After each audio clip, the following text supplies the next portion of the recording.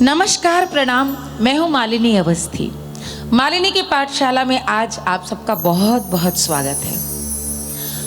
आज मैं आपसे कुछ अपने मन की बात कहना चाहती हूँ।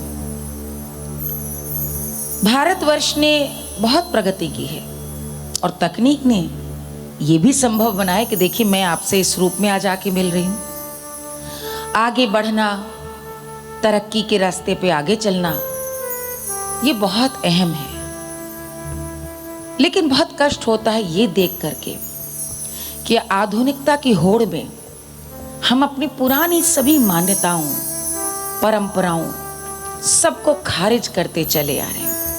हमने कभी प्रयास ही नहीं किया कि अपने पूर्वजों, हमारे ऋषियों, मुनियों, मनीषियों द्वारा स्थापित करी गई उपासना पद्धति, एक व्यवस्था, उसका अध्ययन करें, उसका सम्मान करें और बिना अध्ययन करे हम तो उसे नकारते चले आ रहे हैं। हम तो उसे हंसी उड़ाते हैं और उसमें अभिमान महसूस करते हैं। हम सभी जानते हैं कि नवरात्र पवित्र दिन है।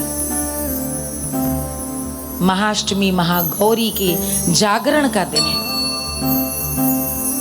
देवी उपासना का दिन है, शक्ति के उद्गम का स्रोत है नवरात्र। लेकिन क्या हम जानते हैं कि इन नवरात्र के वास्तविक स्थापना के पीछे क्या उद्देश्य था, क्या रहस्य था? सच तो यह है कि अब गुरुकुल रहे नहीं, ना अब उस तरह के शिष्य और वैसी पद्धति जहां गुरु के चरणों में बैठकर इस प्रकार के ज्ञान को वर्ष दर वर्ष मनन करके पाया जा सके। लेकिन तकनीक है और उसके जरिए आज बहुत संक्षेप में मैं प्रयास करूंगी कि आपको बता सकूं कि नवरात्र के रहस्य क्या है। तो आइए संक्षेप में जानने का प्रयास करते हैं नवरात्र के 9 रहस्य। आइए पहला रहस्य जानते हैं। पहला रहस्य यानी 36 रात्रियां। नवरात्रि वर्ष में 2 बार नहीं अपितु 4 बार आती है। नवरात्रि वर्ष के 4 महत्वपूर्ण पवित्र माह में आती है और ये 4 माह कौन कौन से हैं? चैत्र, आषाढ़, आश्विन और पौष। चैत्र माह में चैत्र नवरात्रि, जिसे हम बड़ी नवरात्रि या फिर वसंत नवरात्रि भी कहते हैं। आषाढ़ और पौष माह के नवरात्रि को गुप्त नवरात्रि कहते हैं। ये साधकों की नवरात्रि है। आश्विन माह की नवरात्रि को शारदीय नवरात्रि कहते हैं। दूसरा रहस्य, हमारे शरीर में 9 छिद्र हैं। 2 आंख, 2 कान, नाक के 2 छिद्र, 2 गुप्तांग और 1 मुख। उक्त 9 अंगों को पवित्र और शुद्ध करेंगे तो मन निर्मल होगा और छठी इंद्रिय को जागृत करेगा, जो नवरात्र का उद्देश्य है। निद्रा के समय भी, नींद में, ये सभी इंद्रियां या छिद्र लुप्त होकर के सिर्फ मन ही जागृत रहता है। वर्ष के 36 नवरात्रियों में नियम, संयम और उपवास रखने से अंग प्रत्यंगों की स्वच्छता स्वतः हो जाती है। इसीलिए व्रत का विधान है। तीसरा रहस्य, पूर्ण संयम। इन 9 दिनों में मद्यपान, मांस भक्षण और मैथुन वर्जित माना गया है। इस संयम और मर्यादा का आशय निरासक्त भाव को जागृत करना है, आत्मशक्ति को बलि करना है। यही उद्देश्य है नवरात्र का। चौथा रहस्य, देवियों की पहचान कैसे हो। प्रत्येक देवी को उनके वाहन, भुजा और अस्त्र शस्त्र से पहचाना जाता है। जैसे कि अष्टभुजाधारी देवी दुर्गा और कात्यायनी सिंह पर सवार है, तो माता पार्वती चंद्रघंटा और कुष्मांडा शेर पर विराजमान है। शैलपुत्री और महागौरी वृषभ पर, कालरात्रि गधे पर और सिद्धिदात्री कमल पर विराजमान है। इसी तरह सभी देवियों की अलग अलग सवारी है और उनके भीतर भी गुप्त रहस्य है कि ये उनकी सवारी क्यों बने। पांचवा रहस्य, ये 9 देवियां कौन सी हैं? बोलचाल में तो हम कहते हैं माँ जगदम्बा, माँ भवानी, माँ दुर्गा, लेकिन 9 रूपों का क्या अर्थ है और 9 रूपों का नाम क्या है? ये 9 रूप है शैलपुत्री, ब्रह्मचारिणी, चंद्रघंटा, कुष्मांडा, स्कंद माता, कात्यायनी, कालरात्रि, महागौरी, सिद्धिदात्री। इन 9 देवियों का पूजन 9 दुर्गा में विधि विधान से किया जाता है।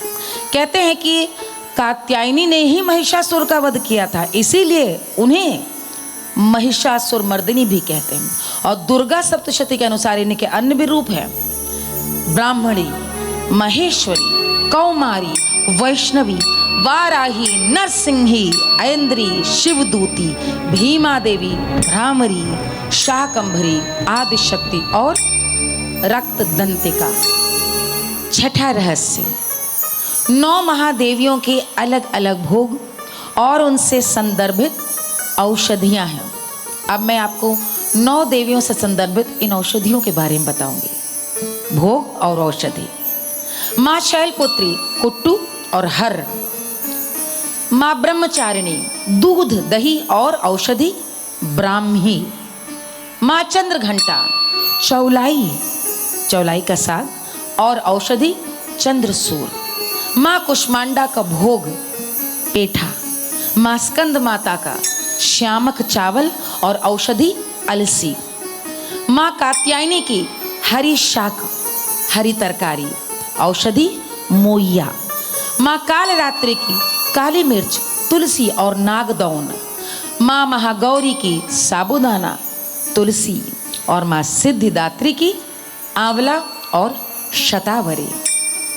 7वां रहस्य, देवियों में त्रिदेवी, 9 दुर्गा, 10 महाविद्या और 64 योगिनियों का समूह है। आदिशक्ति अंबिका इनमें सर्वोच्च है और उनके कई रूप हैं। सती, पार्वती, उमा और काली माता भगवान शंकर की पत्नी है।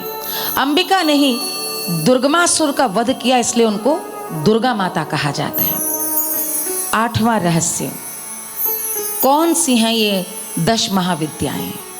नवदुर्गा में 10 महाविद्याओं की भी पूजा होती है। इनके नाम हैं काली, तारा, छिन्नमस्ता, षोडशी, भुवनेश्वरी, त्रिपुर भैरवी, धूमावती, बगलामुखी, मातंगी और कमला। 9वां और अंतिम रहस्य, नवरात्र शब्द से नव अहोरात्र अर्थात विशेष रात्रियों का बोध होता है। इन रात्रियों में प्रकृति के बहुत सारे अवरोध समाप्त हो जाते हैं। दिन की अपेक्षा यदि रात्रि में आप आवाज दें तो बहुत दूर तक जाएगी। इसीलिए ऋषियों ने, मनीषियों ने इन रात्रियों में सिद्धि और साधना के लिए बेहतर मार्ग माना। इसीलिए रात्रियों में किए गए शुभ संकल्प, उपासनाएं, पूजा सिद्ध होती हैं।